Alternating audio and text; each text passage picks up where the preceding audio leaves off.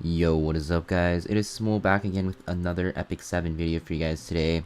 And today we're going to be talking about what Guilty Gear unit and artifact you guys should be prioritizing, because some of you players out there that are new to the game and this is your first time hitting the Guilty Gear part of the year, you guys are probably very overwhelmed because everything is a limited summon, right? So you guys don't really want to miss out on anything. But honestly, there are like some units that are okay to skip out on, and then there are some that you really want to pull.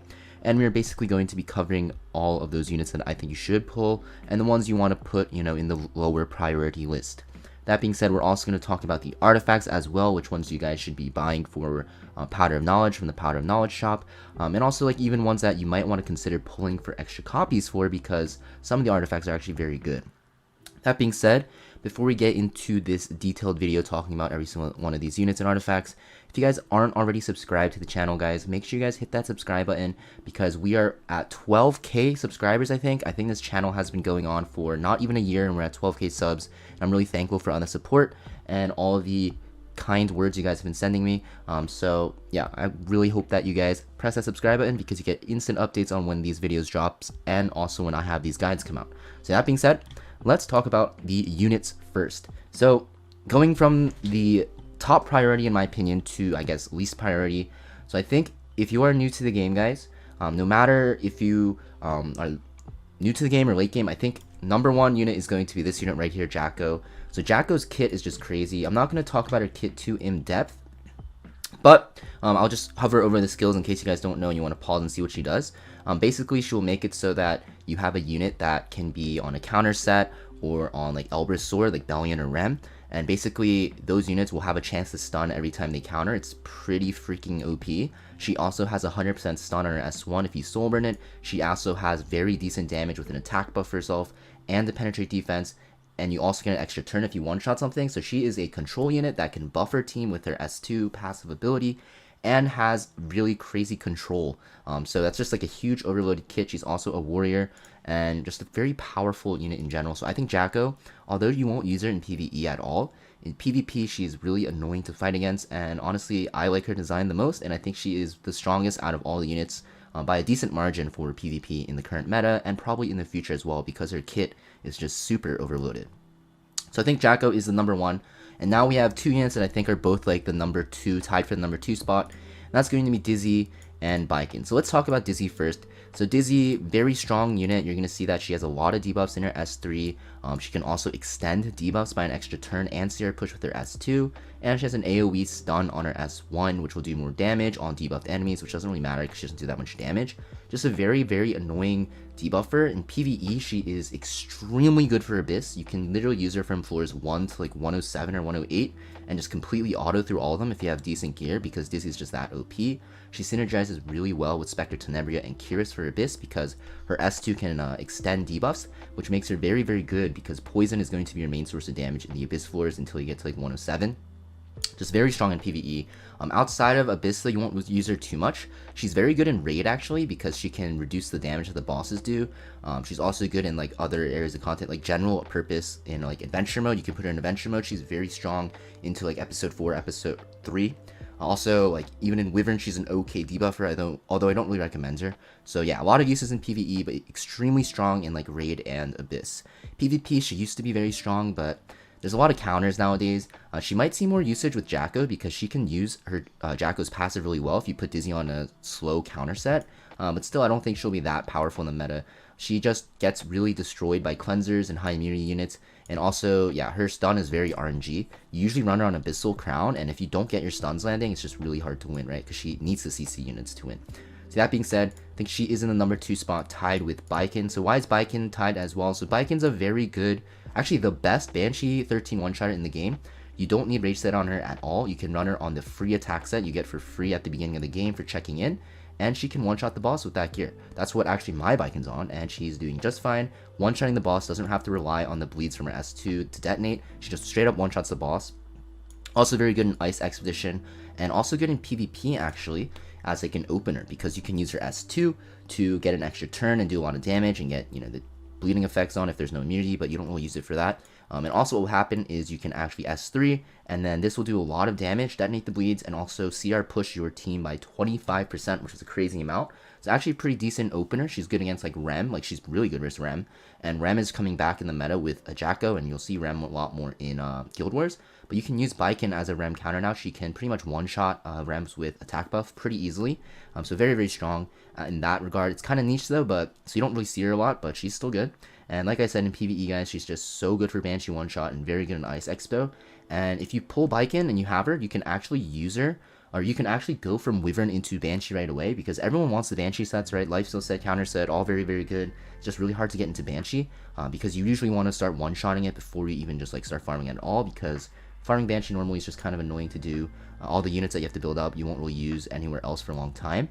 So that's why a lot of people recommend doing Banshee after Azumnak, where you can get Rage set from, so you can one-shot it. But with Baiken, you can skip all of that and just get straight into Banshee one-shotting with the free attack set. So Baiken, very good unit. I think she is tied in the number 2 spot with Dizzy below Jacko. Now the last priority is going to be Elfel, which kind of sucks because I love using this unit. Elfel is a very good cleave unit. You'll only use her in PvP as a cleaver, and in PvE she's very good in KD, so yeah, her uses are very, very limited. That's why she's not that great. She does a lot of single target damage and cleave as well, and the reason why I use her in KDs is because you can defense break the first boss and then basically one-shot it with like a Sturmia or whatever unit you're using. So yeah, you don't usually use her in normal KDs teams. It's mostly one-shot, and in cleave teams you have to pair her with like a Bazaar. And Bazaar is kind of hard to use nowadays with Bellions everywhere, but if you are against a team without a Bellion, then sure, you can use Bazaar, because Bazaar really relies on his souls. But yeah, Alpha, a good cleaver, PvE, good in KD's one-shot, but you know, outside of those areas of content, not really used.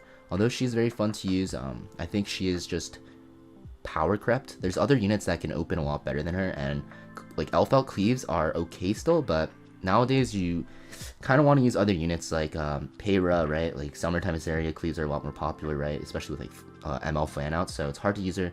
So that's why I think Elfel is on the least of the priorities, because yeah, just limited uses. So just to recap, guys, I think Jacko is number 1 priority, and then followed by Dizzy and Baiken tied at 2, and then Elfel is last. Now let's talk about artifacts.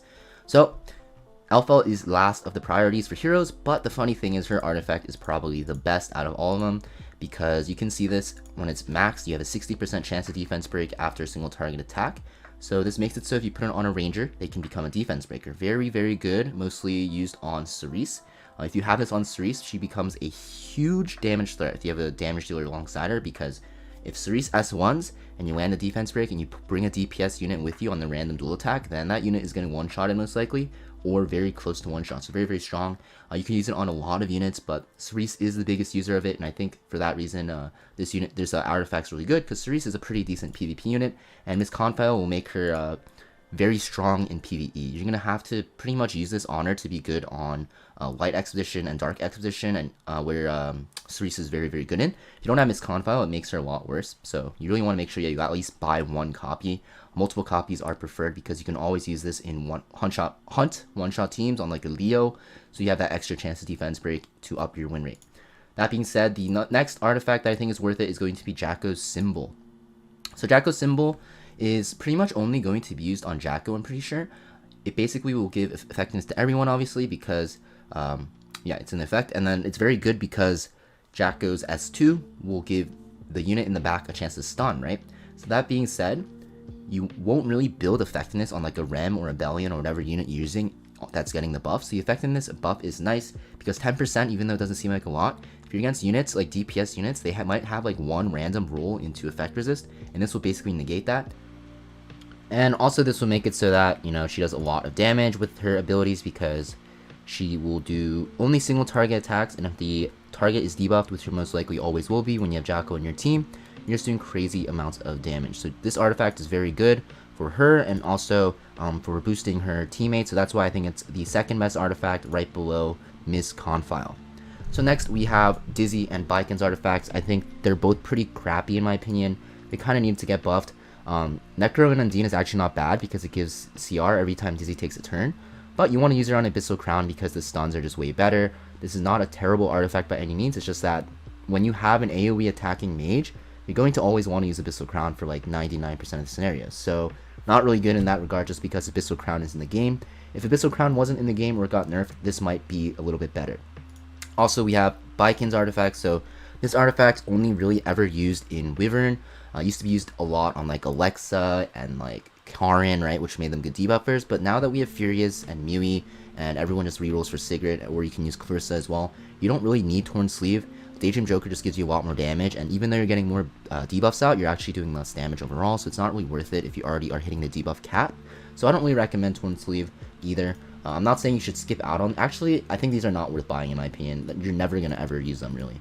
I think Jacko's and Miss Confiles are gonna be very strong. Like Miss Confile you have to buy, and then Jacko's artifact is a good option, but you don't need it. Okay. So yeah, that being said, just to recap, guys, prioritize Jacko number 1. Then prioritize Dizzy and Baiken at the number 2 spot, and then number 3 you want to prioritize Elfelt last. For artifacts, prioritize Miss Confile, and then Jacko's artifact, and then Dizzy and Baiken's are going to be not really worth buying for, in my opinion. That being said, guys, I hope this video helped you guys out. Make sure to hit that subscribe button if you guys haven't already to get more updates when new guides and videos that I release to help you out come out. So, see you guys next video, and thank you for watching. Peace.